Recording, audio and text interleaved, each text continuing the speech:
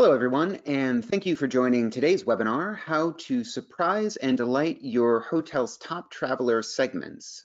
This presentation is hosted by Stay in Touch and Sendine. I'm your moderator, Justin DeRisi, the Senior Content Marketer here at Stay in Touch. Your panelists today will be Priya Rajamani, our Vice President of Implementation and Support, as well as Chris Bram, the VP of Key Account Management over at Sendine. And Free, if you could advance the slide. Thank you much. Before we begin, I would like to cover a few housekeeping items. This webinar is being recorded. We will send a link to all registrants within a day or so. All attendee lines are on mute. If you have any questions, feel free to use the question model in the middle of your control panel to send any questions or if you have any issues for the panelists. For even more learning opportunities, please visit the resources tabs over at www.stayintouch.com and also at www.sendine.com. And now on to the webinar agenda and panelist bios. So today we're going to cover three broad aspects of interactions with your hotel's traveler segments. First, we're going to look at the power of personalization. Then we're going to move on to effective ways to communicate with your segmented audiences. Then finally, we're going to look at how to enhance the on-property experience. And then finally, we're going to have a question and answer segment. At this point, I'd like to move on to the actual presentation, starting with our first section, the power of personalization. Now, before we actually go into the actual presentation, we do have a simple poll question for the audience. Free, if you could advance the slide. There you go. Is your hotel effectively implementing hotel personalization? And there should be a little pop-up that comes up. So if you could just select yes, no, or somewhat. And we'll give it a few minutes for people to answer.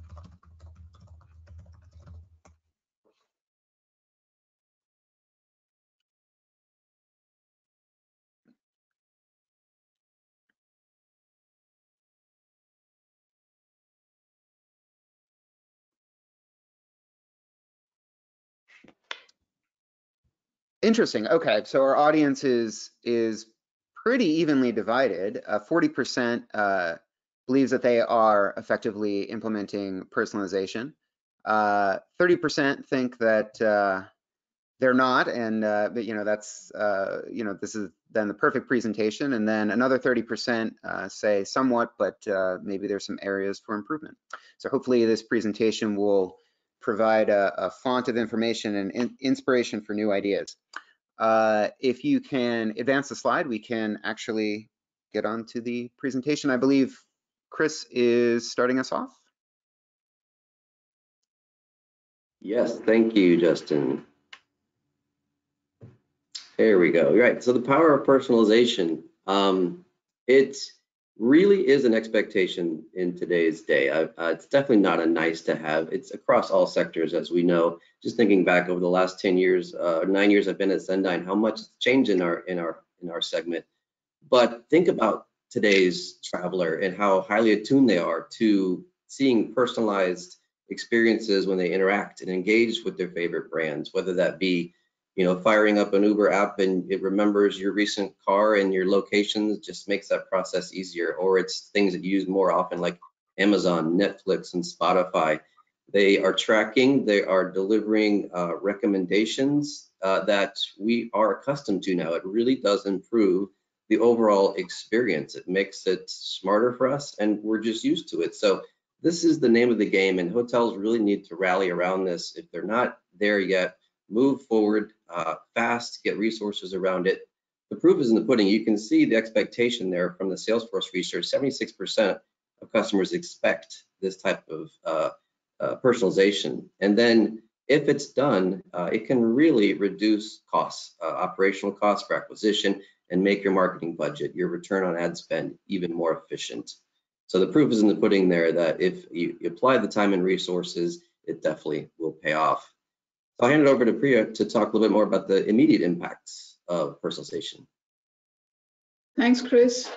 So I think from more of a operational context, we are talking about allowing a customer's choice and kind of putting them in the driver's seat. Us as hoteliers and us as providers of that customer experience to our guests, giving them multiple options to choose from and allowing them to pre-select it even before your journey at the hotel has begun. And that then leads to allowing operational efficiencies because you can allocate resources, you can have your staff scheduling planned around it, you can have your item inventory in place to deliver those those offerings that you're putting together for your customer base. And then, of course, when you are aided by technology like a mobile PMS, you're able to offer it at different touch points. You can offer it, at the time of booking, at the time of stay, post-stay, in-stay, and so on. And some of it we covered during the short presentation that we had. We also talk about, you mentioned it already, that customers are tech savvy. They know how to shop for a good deal. And why not make those deals readily available when they are coming to our hotel? Give them that choice and allow them to pre-select it. And then, it's also about customizing the inventory that you have on hand and targeting them towards your customer segment, understanding your customer base, and then offering it for them to be able to utilize it better or in a manner that speaks to them. And of course, the icing on the cake is when you do such offerings, you are able to capture additional data points, you're able to capture additional spend trends, and then you can build on that to offer even better custom offerings going forward into the future. Thank you, Free. Now on to section 2, effective ways to communicate with your top traveler segments. Thank you, Justin. So yeah, today we're going to share how you can effectively personalize communications with your top traveler segments. You're going to leverage the data that you've been collecting at the hotels Priya was mentioning there. So for the purpose of time, we've narrowed it down to just a few very common traveler personas or segments. At Sendan, we have and track over 20 of those that we have strategies around and details around. So we're happy to share any additional information that different segments you might be interested. First, let's talk about the data though, and that's what we're looking at here. This is obviously at the core of all personalization is making sure we're collecting and actioning the data. So we've kind of broken into 4 steps. Obviously, there's a good deal of work in here, but it really will pay dividends if you can implement these 4 steps. First, and quite obvious, is understanding all the different data sources that are feeding into the hotel. It can be quite many and different types of data of each. So understanding what you're collecting where is just important. Having that list, updating that list as each year you have maybe new integrations and even uploaded lists into a CRM system, that is included as well. So understanding all the data points, bringing them together into one CRM platform where you can have a unified profile is a very, very important step. That system will allow you to build audiences, make some not just guess at what size of this segment in our history, of our database has done this activity. You'll be able to slice and dice that, mixing and matching the different data elements to know exactly what is the that target audience size and where do you want to shift and grow different audiences. And then next, also very important, is to cleanse and consolidate. So we in hospitality understand that data comes to us, a profile, if you will, or a reservation could have lots of different holes in it, lots of different missing information based on the channel that it was booked through or how it came into our system. So a CRM system can deduplicate that. It can look to see that, hey, if Chris booked the reservation under Chris Bram, and then another one at the same hotel under Christopher Bram, maybe it was booked through a different channel and it took a full name, that they are indeed the same person, and they don't just have one stay each, they have 2 stays total. So it's a repeat guest, and they should be greeted differently at check-in than maybe brand new. So the data cleansing and consolidation there is super important for that first opportunity to personalize, which is at the check-in experience there. Other things that a CRM can do is cleanse things that are maybe data entry issues in personal information columns like first name, last name, maybe even typos, cleaning up typos. All of these rules can be automated, and so every time a new profile comes from the PMS into the CRM, no matter where it was originated, it can be cleansed and consolidated. And then, of course, enriching that. So you get some great information with the booking, but you want to be able to add to that to learn more about the person and their interests. And we'll talk a little bit more about that later and how we personalize the acquisition phase of these persona groups. So again, to recap there, making sure we understand all the wide variety of data sources, what types of data, it will really get the juices flowing as far as, well, we can use that to personalize this. We can create a group from that piece of information. We need to fill in that gap. And we have a clean list of our guest counts so that we know the different segments, how big they are, and what's their activity, what's their spend. The different connections that you can have can be as to be simple as file transfers over secure, or a very slick API type integration like the one that eInsight CRM from Sendine has with Stay in Touch PMS. Once it's all together, then we're able to take action. So Bree, if you want to go to the next slide, we'll talk about, so our hotels, you've gone from complicated data silos into now a clean, usable, actionable source of data, a way to slice and dice your guest list there.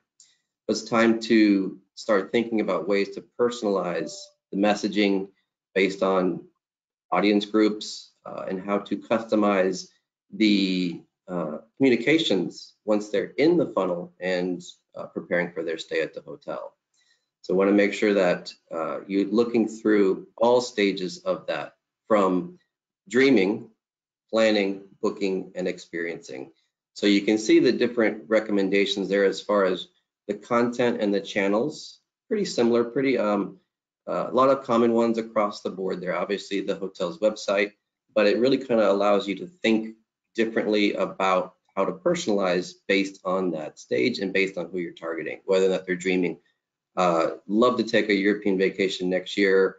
I'm in that dreaming phase. Where am I going to go? What experiences? What does my type of vacation look like? And then in the planning, where you're searching and you're actually starting to come up with recommendations and look for things that you might want to do in addition to where you're staying.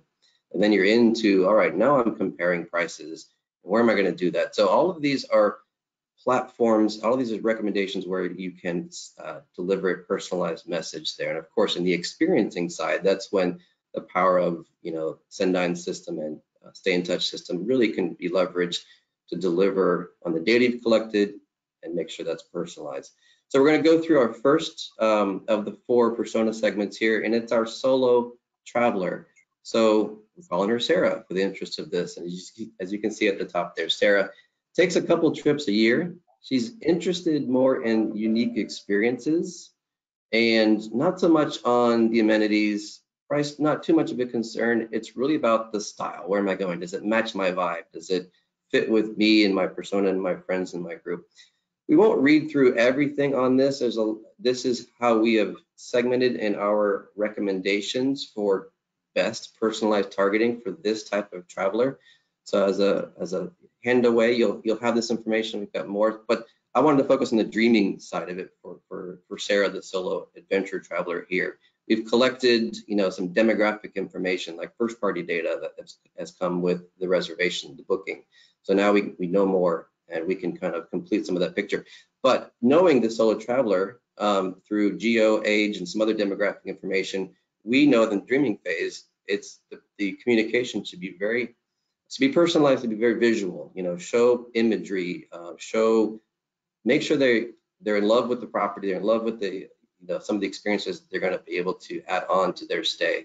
It is not so much about price point, in-room amenities, things like that. It's more about this style, this looks good for me. So the personalized ads during the dreaming phase are more important for Sarah in this. And the next group you will see is a budget family traveler. Takes probably one vacation a year, flexible time, maybe during the summertime when kids are out of school, definitely looking for a better deal here. So again, we're collecting demographic, geographic information.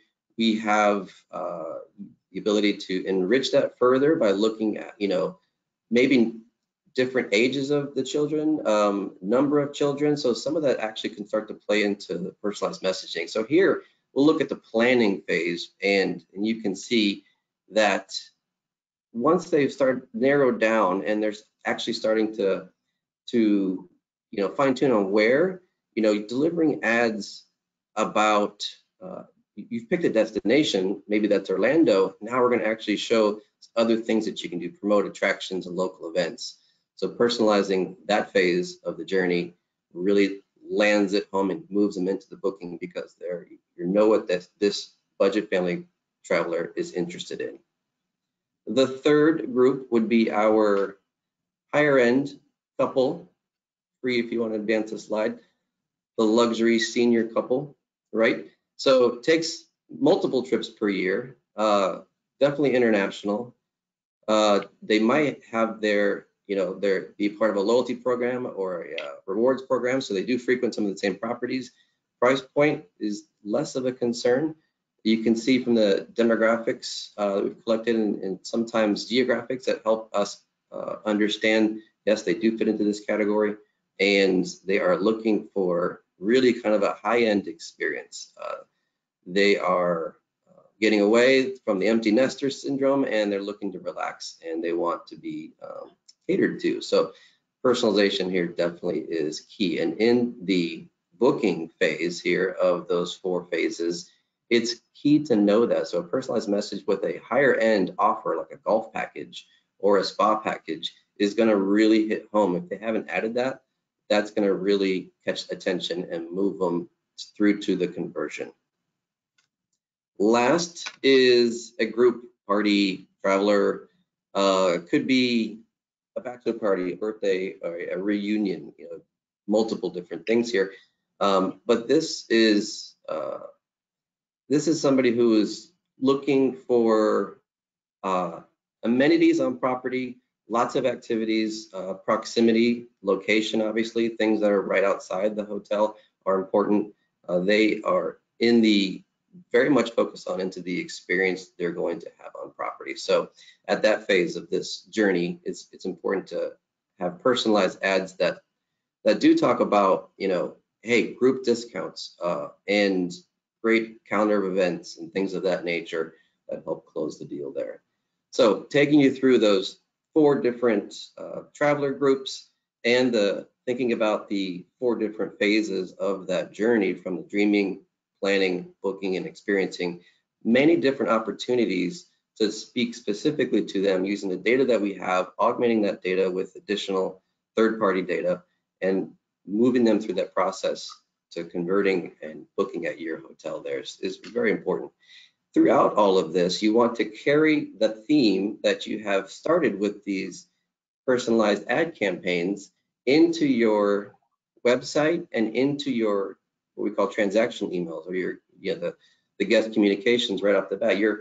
If they saw a specific type of ad, that can be mirrored as when they go to the site based on the information that's linking through from that ad, and then the email that they get to confirm their booking should also have similar imagery and similar content and those types of offers. From the confirmation email, the pre-stay, get ready for your upcoming visit.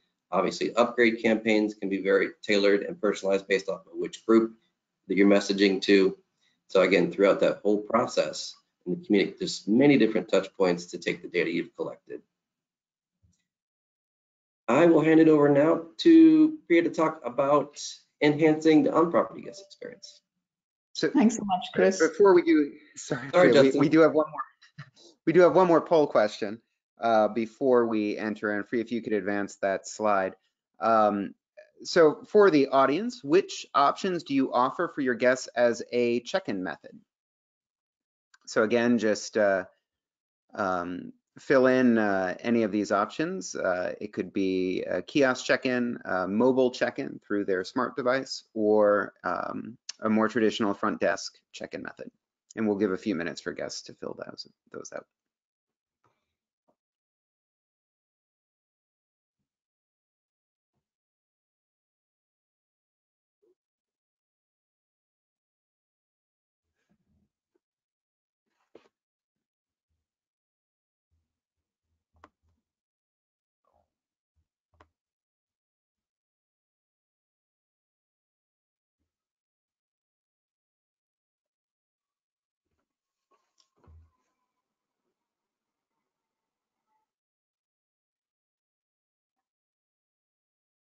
So maybe another 30 seconds to a minute, and then we'll close out the poll and see what the results are.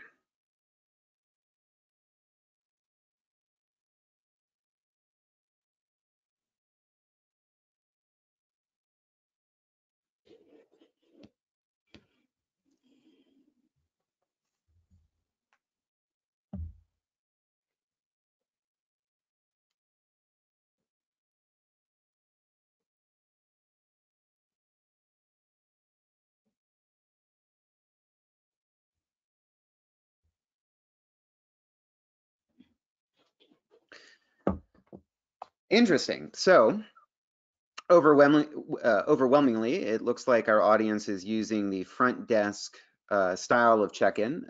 Then this next section is definitely going to be for you. It looks like a little under half also uses the mobile check-in. And then there are a few hotels which incorporate a kiosk check-in. So Priya, go ahead and tell the audience how we can enhance the on-property experience. Thanks so much, Justin. And I think it comes down to the choices and the various touch points and what choices and offerings we present to our customers. So at the time of booking, taking off from where Chris left off, the ability to meet your guests at the point of booking, to give them an option of a booking engine or a website that allows you to be able to communicate using the different devices at hand with the customer. Allowing your booking engine to offer your best available rate, your promos, and all of those, multiple offering choice again to the customers, so that you don't lose conversions at the last minute. And then, of course, the ability to present a selection of add-ons and select services that drives the guest to your hotel, and then making them pre-selectable and able to be booked at the time of booking on your website, allows them to have that seamless experience throughout. Next slide, please. Similarly, talking about check-in, this is your first point of interaction with your customer. And then, if you have a mobile PMS offering, you are then able to offer a more personalized check-in experience through to your guests, through your staff members, be it via kiosk, or be it through the mobile option that we just spoke about on our poll, or through a friendly staff member who's kind of on a tablet or an iPad, and engaging with the customer while walking them to the room, or meeting them in the foyer to kind of drive that check-in experience. And again, for those who have missed out those offerings and the select services that you're offering at the time of booking, to make them available again at the point of check-in. Now, when you do that via self-service options like a kiosk or mobility, what we've seen is that the conversion rate is higher. It's it's at the fingertips of the guest. They can decide what they want to opt in for, and they can do so either from the lobby on a kiosk or on their way from the airport to the hotel, because of the targeted offering that you've presented as a pre-check-in email to them. Having an integrated platform, allowing them secure a payment solution to make those transactions immediate, kind of puts the control on both levels. It allows the hotel to make that offering and know that they'll be securing that revenue, and for the customer to know that they're going to have a safe transaction and expect that service or the add-on to be fulfilled when they get to that hotel. This in turn, having that whole staff interaction, a more engaged guest service experience at the time of check-in, be it through a system guest experience or through your staff on the go, then allows you to turn your lobby into more of a social hangout space, and allowing for a better guest engagement, be it with staff on hand or be it interacting with other clients or other guests who are there in the hotel. And then, of course, finally, to kind of cap that, just understanding who your customer is and what their choice of experience is, and being able to cater to that allows for a better interaction with your customers. Next one, please. Again, we just talked about booking and the check-in, your first point of call, and then during stay. What more can we do during stay?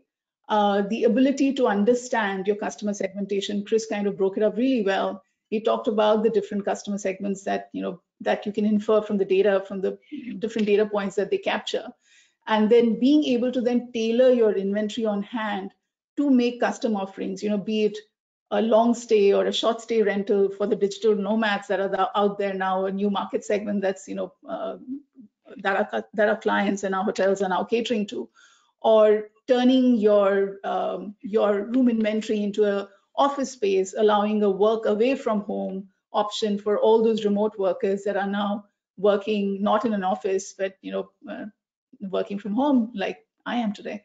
And then, of course, integrating your mobile point of sale solution, having a plethora of choices of integrated point of sale with the PMS allows you to kind of deliver the same convenience and personalization across different service capabilities. And then having guest messaging, be it guest messaging to your front desk, or be it messaging between departments like housekeeping and front desk, allows that. And again, having a property management system that supports that through the multiple integrations. And just to speak of a few, in addition to Sendine, you have integration capabilities through housekeeping softwares or through other guest messaging tools that allow live communication with interdepartment or between guests and different departments to be able to offer that extended level of service. And yes, and then use that communication to turn your experience into a very favorable one, into your guest experience into a favorable one. Thanks, Sri. Continuing on the same lines, the last port of call at the point of checkout, just like I said, allowing that communication trail to continue seamlessly from the point of booking to the time of checkout, allowing that communication options and listening to your guests, hearing their requests and servicing them in accordance allows for a better guest experience, giving them the ability to have a choice between deciding on how often they want their rooms cleaned versus whether they want a free breakfast, and knowing what your serviceability, what are your resources and how you want to utilize them to kind of pivot and make the offering that is more favorable to you, but also satisfy the guest. And then, of course, having the ability to kind of offer late checkout offerings, or even before the customer has voiced that option, you're making it available to them, making it a more efficient process throughout the guest journey.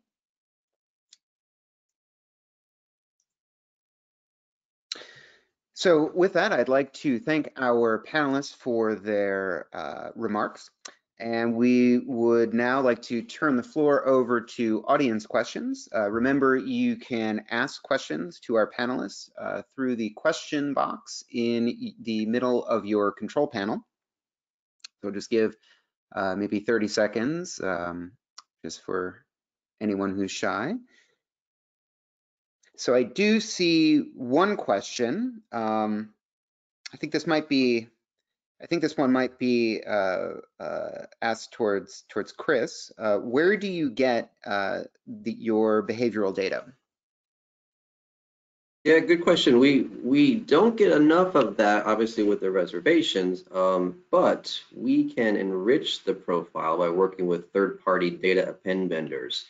They aggregate databases for mostly the US population of like 500 million. So they've got a lot of fantastic data around more demographic data, household income, net worth, but to be able to spin into what we were talking about earlier, the interests that they have, their travel frequency, their interests, their shopping, those are really nice data elements that we can append to the guest profile, import it back into eInsight CRM, and then that's able to be actioned in our audience builder, either for building trigger campaigns or just doing some audience modeling. So we work with a variety of third-party data append vendors to and work with our hotel customers to say, do we want to append the entire database or just your top traveler segment? However they want to slice and dice it, we work with our vendor to bring in that extra data and provide them with a lot of great analysis for their marketing for the year.